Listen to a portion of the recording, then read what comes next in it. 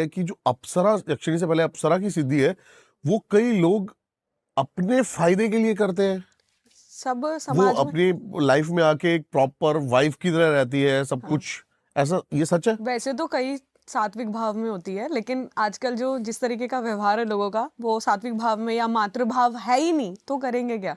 तो ज्यादातर लोग प्रेमिका भाव में या सखी भाव में भी नहीं, मोस्टली जो लोग होते हैं वो प्रेमिका भाव में ही बुलाते हैं उनको, तो वो उसी इंट्यूशन से होता है। जैसे कि पहले जो अप्सराओं का क्या था कि आने वाले टाइम पे, अभी जो अब आप देख रहे हैं कि ये गलत चीजों में जा रही है, लेकिन पहले के जो संत साधु हुआ करते थे बहुत टाइम पहले, जो अपने गृहस्थी से दूर रह के करते थे, ऑब्वियसली उनकी वाइफ और बच्चे सब होते थे, लेकिन वो उनको कई सालों तक 12-12 15-15 साल उससे भी ज्यादा तपस्याओं में रहना पड़ता था। तो वो अपनी सेक्सुअल वो जो पूरा पोस्चर होता है उसको कवर करने के लिए, और वो चीजें उनके माइंड पे प्रेशर ना करे, उस चीजों को काम करने के लिए अप्सराओं को बुलाते थे। ठीक है। और वो उनकी पर्सनल एनर्जी को बैलेंस करने के हाँ, लिए। एनर्जी, बॉडी की सेक्सुअल एनर्जी बैलेंस करने के लिए बुलाते थे। मगर उस चीज को आजकल जो नॉर्मल ह्यूमन बीइंग है उनको नेगेटिव लेके, उनको पर्सनल चीजों को गलत बिहेव में वो उस चीजें से बुलाते हैं। आप मेरे को ये चीज बताओ, हम्म। साधक ज्यादा कामुक होता है या अप्सरा? क्योंकि मैंने अप्सरा सुना है अप्सरा अपनी कामुक इच्छाओं को पूरा करने के लिए एक टाइम तक साधक उसकी इच्छाएं पूरी करता रहता है, और उसके बाद अगर वो नहीं कर पाता तो फिर वो चीजें गलत होने लग जाती अगर है। साधक उसी इंट्यूशन से उसको बुलाता है और वो फिर पूरा नहीं कर पाता है, तो वो प्रेशर करती है।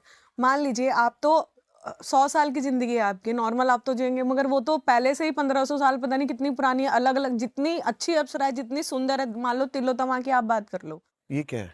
तिलोत्तमा मतलब कहा जाता है कि तिलोत्तमा? हाँ, तिलोत्तमा कई अप्सराएं हैं।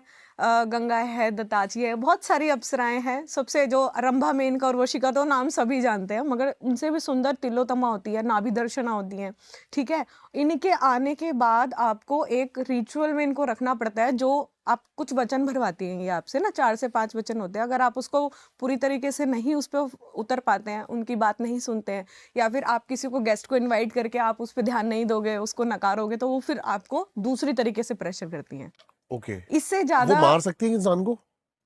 अप्सरा तो नहीं मारती हैं, लेकिन हाँ, ये आपका जो गृहस्थ जीवन है वो पूरी तरीके से डिस्ट्रॉय कर सकती हैं। ओके। हम्म। तो आप मेरे को बताइए, जैसे कि अगर किसी ने एक, बहुत सारे क्वेश्चन है मन में, जी। तो जैसे कि हमने एक अप्सरा सिद्ध करी, हम्म। वो एक फिजिकल फॉर्म में आएगी या फिर कैसे आएगी? दो तरीके से फॉर्म होते हैं। एक तो आपकी इंट्यूशन पावर कैसी है और आपने कितनी मेहनत से उसको बुलाया है।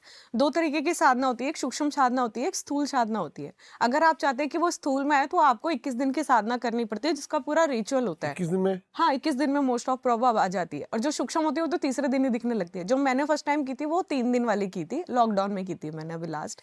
तो मैंने करी थी उस टाइम उर्वशी साधना, तो उसमें हवन वगैरह होता है, सात्विक होता है। मगर जो तामसिक भाव में बुलाता है, या फिर तंत्र तंत्र का जो रिलेट है ना, जो अप्सरा को बुलाने का, वो बंदिश के कारण होता है। तंत्र का मतलब भी बांध के बुलाना होता है, किसी भी देवता को या अप्सराओं को। तो अप्सराएं फ्री तो है नहीं। अब कौन सी आ रही है, आप नाम लोगे, आप श्रृंगार चढ़ाओगे। अब श्रृंगार तो दुनिया में हर कोई चढ़ा रहा है। कहते हैं इंद्र की सभा में जितनी अप्सराएं होती हैं, उनको सबको ऑटोमेटिक श्रृंगार चढ़ता है, और बहुत हाई लेवल का चढ़ता है। बट अगर आप अपने घर में बुला रहे हैं, आपने एक आसन बनाया, पहली बात तो खुद को कवर करेंगे। ठीक है, क्योंकि जब हम कोई साधना करते हैं ना, तो हमारे आसपास कई ऐसे डायमेंशन एक्टिव हो जाते हैं जो नहीं चाहते कि आप उस साधना की जो सिद्धि है उससे कनेक्ट हो पाए। तो उन डायमेंशन से बचने के लिए आपको एक सर्कल ऑफ द प्रोटेक्शन बनानी पड़ती है, जिसमें आपको प्रोटेक्ट, वो आपको जो एनर्जी होती है वो आपको प्रोटेक्ट रखती है। ठीक है। ठीक है। अगर आप वो प्रोटेक्शन के जरिए, मान लीजिए मैंने आज से साधना शुरू करी, मैं चाहती हूँ कि आपकी स्थूल में आए, फिजिकल फॉर्म में आए, तो 21 दिन तक साधना चलेगी। 21 दिन तक रोज मुझे जाप 2 माला बढ़ाना पड़ता फिर है। वो फिजिकल फॉर्म में आएगी? हाँ, फिर वो फिजिकल फॉर्म में आएगी। आपकी इंट्यूशन के, आपने सेक्सुअल हैबिट्स के लिए बुलाया है उसको, अपनी निजी रूप से, जैसे आजकल क्या हो गया, पैसों की सबको जरूरत है, हाँ। तो उसके लिए लोग ज्यादा बुलाते हैं।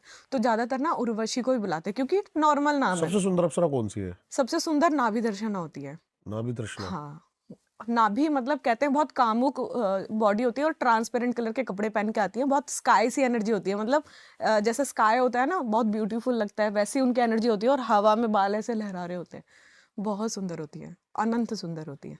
तो वो फिजिकल फॉर्म में आती है? फिजिकल फॉर्म में और आती है। उसकी, उनकी वैलिडिटी कुछ बंदा मतलब तय नहीं कर सकता कि तब तक ही वो साथ रहे? अगर आप चालाक है, स्मार्ट है, और मैनिपुलेट करना आता है आपको अपनी भक्ति में देवता को, जैसे आना चाहिए, थोड़ा बहुत करना, कि हम अपने पापा से कैसे सामान मांगते हैं, थोड़ा मैनिपुलेशन होनी चाहिए साधक के अंदर। अगर आप वो जानते हैं तो आप से बच जाएंगे, नहीं जानते तो कुछ टाइम बाद फिर वो आपको डिस्टर्ब करेगी।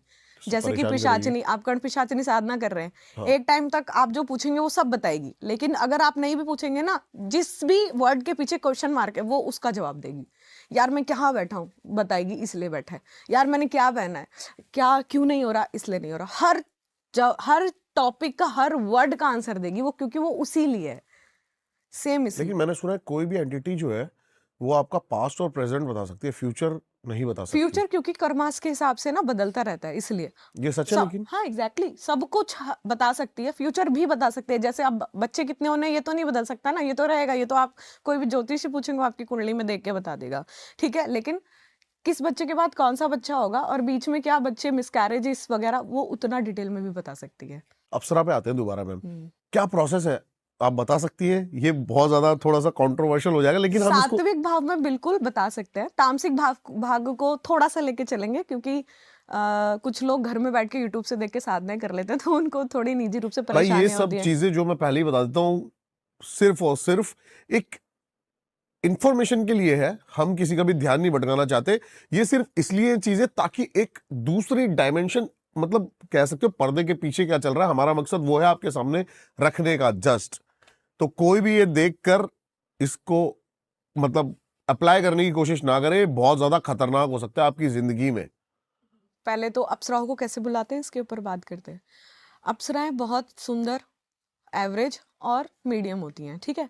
जो मीडियम वाली होती है वो नॉर्मल कोई भी साधक उसको बुला सकता है, जैसे आप हो गए, मैं हो गई। हम अपने पर्सनल काम उनसे करा सकते हैं, चाहे वो सेक्सुअल हो, मेंटली हो या फिर फिजिकली हो।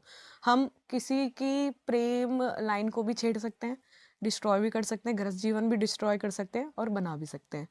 मोस्टली आजकल जो तंत्र मंत्र में चीजें इस्तेमाल करते हैं वो इस चीज के लिए अप्सराओं को बुलाते हैं। कुछ सिर्फ दर्शन मात्र के लिए बुलाते हैं, ठीक है। जो सबसे सुंदर होती है, तिलोत्तमा होती है, वो उस लेवल की अप्सरा है, जब इंद्र को पता चलता है कि अब मेरे आसन पे आने वाली है, तब वो उसे बुलाते हैं कि अब जा, अब छेड़। समझे आप मेरी बात? आप साधना कर रहे हैं, आपने बोला कि अब तो मेरा लेवल बहुत हाई हो गया, मैं सीधा इंद्र आसन मांगूंगा। ओके, कुंभकर्ण वाला सीन समझ गया मैं। तो ठीक है? इंद्र को डिस्टर्ब करने के लिए हाँ, अब इंद्र को लगा अब तो मेरा आसन गया, क्योंकि जो सबसे अय्याशी वाली, वो जो कहते हैं ना हमारी लैंग्वेज में, मस्त वाला जीवन जो है वो इंद्र देवता का है। देवों को देव, एक तो देवताओं के वो सारे एक तरीके से फिलोसोफर कह दो, आप गाइडर कह दो, वो है। मैंने फिर जब से उनको इंद्र हर के तरीके की करेक्टर के बारे में थोड़ा सा पढ़ा है ना, हाँ ओह बहुत हाई लेवल का है, तो उस गद्दी को पाने के लिए ना आपको कई चीजें त्यागनी पड़ती है। तो सबसे इजीएस्ट फॉर्म है कि हाँ, हम साधना करके उसको छीन लेंगे जो हाई लेवल की तपस्या करते हैं, जैसे विश्वामित्र वगैरह अपने हैं साधु वैसे। तो वो जब उनको लगता है ना अब ये शायद इंद्रासन ना मांग ले, इसलिए कहते हैं ना कोई भी पूजा हम जब करते हैं, कोई भी अर्चना करते हैं, आपने देखा होगा कि जल गिराते रहते हैं बार बार, ताकि इंद्र आपकी पूजा का भाव न ले ले। तो बिना कुछ किए भी उनको सब मिलता है, इसलिए उस सबसे ज्यादा डर है, तब वो अप्सराएं भेजते हैं, क्योंकि अप्सराओं का जो सारा एक्सिस है ना वो इंद्र देवता के पास है। तो आप उनकी इच्छा से नहीं, तो उसमें ना आपको इंद्र हवन में जो हवन करते हैं अपन, या जो भी तामसिक भोग देते हैं, सात्विक भोग देते हैं, इंद्र का नाम लेते जरूर है, नहीं तो इंद्र की आज्ञा नहीं होगी, वो डायमेंशन की जो गेट है वो ही नहीं खुलेगी, तो अप्सरा तो आ ही नहीं सकती। ठीक है।